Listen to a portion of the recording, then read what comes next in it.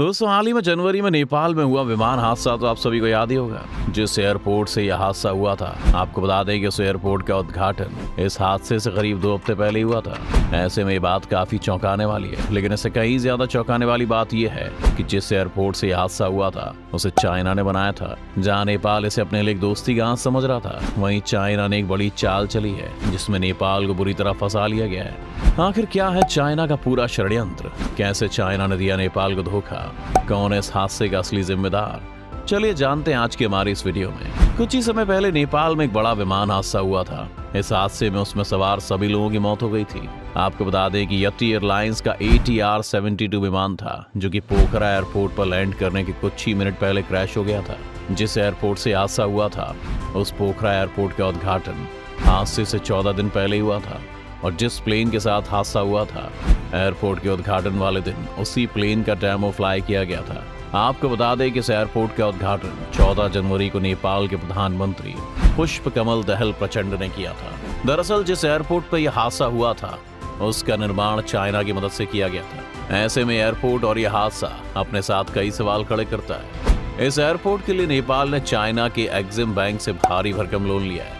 जब चाइना ने इस एयरपोर्ट के लिए नेपाल की मदद की, तो ये बात चर्चा में आई कि शायद चाइना नेपाल की मदद करके एशिया के बाकी देशों की तरह वहां पर भी सेंधमारी कर रहा है। वहीं इस एयरपोर्ट के उद्घाटन से पहले ही इसको लेकर कई तरह के विवाद छिड़ गए। दोस्तों, हम बात करेंगे चाइना और नेपाल के इस एयरपोर्ट विवाद को लेकर, लेकिन उससे पहले ये समझना होगा कि आखिर नेपाल को इस नए एयरपोर्ट की जरूरत क्यों पड़ी। दोस्तों, वैसे तो पोखरा में साल 1958 से एक एयरपोर्ट मौजूद है, लेकिन जैसा कि हम सभी जानते हैं कि नेपाल में इंटरनेशनल टूरिस्ट की संख्या बहुत ज्यादा होती है। ऐसे में पोखरा नेपाल का टूरिज्म के हिसाब से बहुत ही ज्यादा इंपॉर्टेंट शहर है। इसलिए पोखरा में टूरिज्म के लिहाज से नए इंटरनेशनल एयरपोर्ट की जरूरत बहुत ज्यादा महसूस की जा रही थी। इसलिए साल 2016 में पोखरा अंतर्राष्ट्रीय हवाई अड्डे का निर्माण कार्य शुरू हुआ था, जो कि हाल ही में बनकर तैयार हुआ था। अभी तक पुराने पोखरा एयरपोर्ट से नेपाल में सिर्फ घरेलू उड़ानें यानी कि डोमेस्टिक फ्लाइट ही ऑपरेट होती थी। इसलिए अब इस नए इंटरनेशनल एयरपोर्ट का मकसद इंटरनेशनल कनेक्टिविटी को स्थापित करना भी है। क्या है इस एयरपोर्ट में खास? इस एयरपोर्ट की कैपेसिटी प्रति घंटा 600 यात्री संभालने की है। आपको बता दें कि इस एयरपोर्ट पर एक समय में 3 अंतर्राष्ट्रीय विमान, 4 छोटे और 8 घरेलू विमान सर्विस में हो सकते हैं। इस एयरपोर्ट पर एक ही रनवे है जो 2500 मीटर लंबा है। ये रनवे बोइंग 737-700, एयरबस A320 और बोइंग 757-200 जैसे बड़े विमानों को संभाल सकता है। ये एयरपोर्ट 24 घंटे ऑपरेटिंग में केपेबल है, और इसके साथ इस एयरपोर्ट के पास इमरजेंसी लैंडिंग में विमान उतारने के लिए पैराग्लाइडिंग एरिया भी है। आपको बता दें कि पोखरा अंतर्राष्ट्रीय हवाई अड्डा सक्रिय घाटी में बना है। ऐसे में एक्सपर्ट्स ने यहाँ से बड़े विमानों के संचालन को लेकर अपने कई डाउट्स भी जाहिर किए थे, क्योंकि पोखरा घाटी में एयरक्राफ्ट सिर्फ पूर्वी दिशा में ही उतर सकता है। ऐसे में यहाँ से चौड़े विमानों के बजाय ज्यादा से ज्यादा 180 सीटों की क्षमता वाले विमानों का ही संचालन किया जा सकता है। आपको बता दें कि इस एयरपोर्ट का रनवे कंक्रीट से बना है, और ये नेपाल में पहला कंक्रीट रनवे भी है। इस प्रोजेक्ट के हेड के मुताबिक कंक्रीट का रनवे इसलिए बनाया गया है क्योंकि इससे इसका रखरखाव कम करना पड़ेगा, और क्योंकि घाटी में बारिश भी ज्यादा होती है, ऐसे में कंक्रीट का रनवे लंबे समय तक चलेगा। दोस्तों, इस एयरपोर्ट से उड़ानों को ऑपरेट करने के लिए एयरपोर्ट के पूर्व में स्थित रिठे पानी पहाड़ी को काटा गया है। साथ ही अगर हम कहें कि भले ही एयरपोर्ट जनता के फायदे के लिए बनाया गया है, लेकिन जो इस एयरपोर्ट की वजह से वहां के पर्यावरण को भी बहुत नुकसान हुआ है, तो ये कहना गलत नहीं होगा।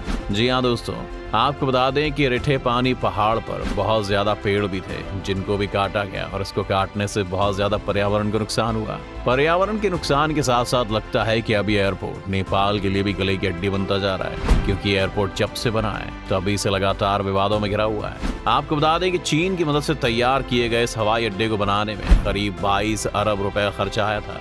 एक तरफ जहाँ एयरपोर्ट चाइना और नेपाल की नई दोस्ती की तरफ इशारा करता है, वहीं दूसरी तरफ इससे चाइना की नीयत का भी पता चलता है, क्योंकि चाइना अक्सर ही छोटे देशों की मदद करके उनको अपने जाल में फंसा लेता है। वहीं जब इस एयरपोर्ट को लेकर विवाद शुरू हुए तो लोगों का शक और गहरा गया। दरअसल जब नेपाल के प्रधानमंत्री ने इस एयरपोर्ट का उद्घाटन किया, तो उन्होंने अपने उद्घाटन भाषण में भी चाइना के BRI प्रोजेक्ट के तहत पोखरा इंटरनेशनल एयरपोर्ट के निर्माण का जिक्र कहीं भी नहीं किया, जबकि चाइना का कहना है कि पोखरा अंतर्राष्ट्रीय हवाई अड्डा चीन नेपाल BRI सहयोग की प्रमुख परियोजना है। और इस बात की घोषणा इस एयरपोर्ट के उद्घाटन से पहले ही काठमांडू में चीनी दूतावास ने घोषणा की थी।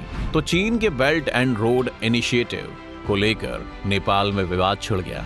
जब चाइना ने इस प्रोजेक्ट को लेकर अपनी एक तरफा घोषणा करते हुए इसे अपनी एक योजना का हिस्सा बताया तो नेपाल ने इसे अपने आप को ठगा महसूस किया, क्योंकि नेपाल ये दावा कर रहा है कि उसने चीन के बेल्ट एंड रोड इनिशिएटिव के तहत किसी परियोजना पर साइन नहीं किए हैं। नेपाल और चाइना में क्या डील हुई इस बारे में बात करेंगे, लेकिन उससे पहले जानते हैं कि आखिर चाइना का ये BRI प्रोजेक्ट है क्या। दरअसल दोस्तों, चीनी राष्ट्रपति शी जिनपिंग ने पहली बार 2013 में वन बेल्ट वन रोड के रूप में BRI परियोजना की घोषणा की थी। दरअसल इस प्रोजेक्ट के जरिए चाइना छोटे और आर्थिक रूप से कमजोर देशों को सपने दिखाता है और यहाँ पर निवेश करता है। और इस प्रोजेक्ट के तहत चाइना ने अपने यहाँ के एक्सिम बैंक से कर्ज लेने पर 25% हिस्से को ब्याज मुक्त करने का ऐलान किया था। बाकी बचे हुए कर्ज को चुकाने के लिए 20 साल का समय देने के साथ हर साल 2% की ब्याज दर भी निर्धारित की थी। इस तरह से नेपाल और चीन ने 2017 में BRI को लेकर फ्रेमवर्क एग्रीमेंट पर साइन किया था। इसके बाद चीनी राष्ट्रपति शी जिनपिंग के इस कनेक्टिविटी प्रोजेक्ट के तहत नेपाल में 35 प्रोजेक्ट्स का चयन किया गया था, लेकिन बाद में बीजिंग के अनुरोध पर इन प्रोजेक्ट्स की कुल संख्या को घटाकर 9 कर दिया गया। इस दौरान पोखरा हवाई अड्डे को बनाने का प्रोजेक्ट भी इस लिस्ट से बाहर कर दिया गया। वहीं ऐसे में चाइना की तरफ से जब इस एयरपोर्ट का निर्माण BRI योजना के तहत बताया गया तो विवाद छिड़ना तो लाजमी था, क्योंकि कुछ रिपोर्ट्स के मुताबिक नेपाल सरकार ने पोखरा में नए हवाई अड्डे के निर्माण के लिए मार्च 2016 में चीन के साथ $215.96 मिलियन का सॉफ्ट लोन समझौते पर हस्ताक्षर किए थे।